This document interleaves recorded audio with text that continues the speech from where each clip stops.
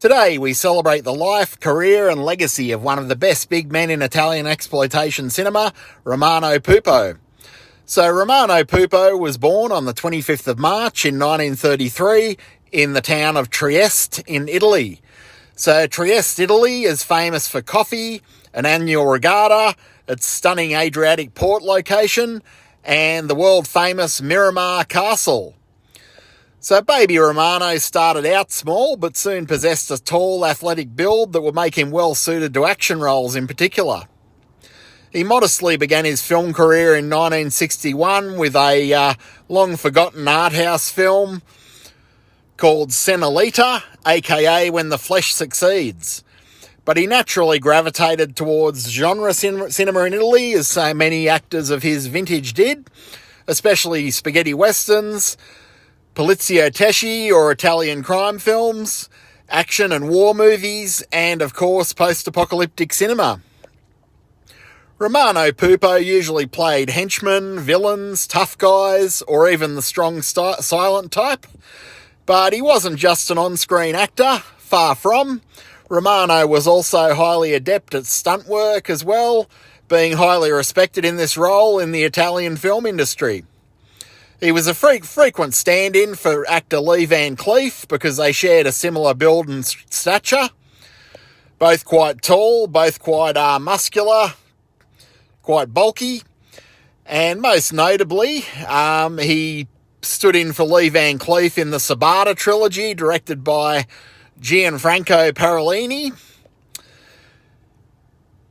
And Romano Puppo also worked as a stunt coordinator in other films, his most notable stunt coordinator credit being Sergio Leone's The Good, the Bad and the Ugly, arguably the greatest spaghetti western of all time. And being the Renaissance man that he was, Romano Puppo also played roles in comedies and other examples of mainstream cinema in Italy. He was often seen playing the straight man opposite the clown, and as I get older, I have a greater appreciation for the straight man than I did when I was a kid. As a kid, I started out as a Richard Pryor fan, but later I appreciated his comedic partner, Gene Wilder, just as much, even though he was a little more understated than Richard Pryor. But I digress. Sadly, all good things and all good people do come to an end. So, tragically, Romano Puppo died on the 11th of May, 1994 in his hometown of Trieste. His death was caused by a heart attack while riding a motor scooter. And at the time of his death, he was a sprightly 61 years old. That used to seem ancient to me, but it's only 12 years ahead of where I'm at now. So, quite a different outlook on this age now as opposed to when I was 13 and watching Romano Puppo movies. So I guess the moral of the story is that time flies and it is finite. So Romano Puppo's funeral was attended by colleagues and friends alike. He was very well liked in life as he was in death, and had a great turnout at his funeral. Actor Giuliano Gemma, one of Romano Puppo's spaghetti western co-stars, was the guy that delivered the eulogy. And fairly large service from what I understand. But we won't end on a sad note. Romano Puppo's legacy does live on.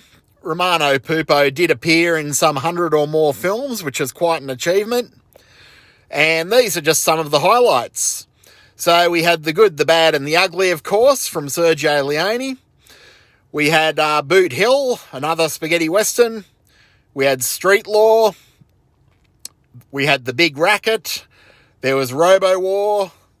He appeared in The Last Shark and did the stunts for The Last Shark.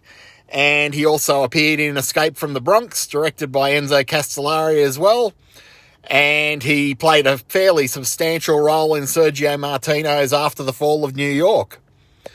So the latter three movies are some of my favourites. The Last Shark, aka Great White from 1981, is an incredibly fun Jaws ripoff by Enzo Castellari. Romano plays a tiny role and he handles the stunts along with fellow actor/stuntman Massimo Vanni. And Escape from the Bronx, aka Bronx Warriors 2. What do I say about this one? Well, Escape from the Bronx sees him play Trash Senior, the father of Trash, played by Mark Gregory. And he's quite the angry boomer, the angry badass in this one. He can really swing a bat. He swings a bat arguably better than Babe Ruth when the disinfestors come around. And then we have probably my favourite movie of Romano Puppo's, and arguably his finest hour, in my opinion. 2019, After the Fall of New York, directed by Sergio Martino. And as I said, this is arguably his best film. So Romano Puppo plays Ratchet in this amazing Italian example of post-apocalyptic world building. Truly one of the most fully realised of the Italian post-nukes of the early 80s. And quite a exciting film, and very much a highlight of the Italian genre film era, and highly recommended if you haven't seen 2019 After the Fall of New York and you are after a place to start to check out Romano Puppo. So that, my friends, was the life, career and times of one Romano Puppo, one of the best big men in all of Italian genre cinema. Not only was he a great actor, he was a great stuntman, pretty much a virtuoso, appeared in over 100 films, and well worth remembering, well worth revisiting for those of you who are into this sort of thing, and taken from us too soon. So for those of you new to the channel, I hope you've enjoyed this video, this spotlight on Romano Puppo, one of the best big men in all of Italian exploitation cinema. For those who are regular visitors to the channel, this is a slightly different format, just something I'm trying.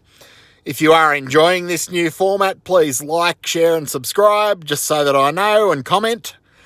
And I'd love to make more of these spotlights of Italian actors, directors, generally exploitation movie actors, actresses, directors, writers, people involved in the industry, not the sort of videos that you usually see, but I think the sort of videos that some of us find interesting. So if you did like this one, as I said, please like, share, subscribe, comment, and I do hope to see you next time.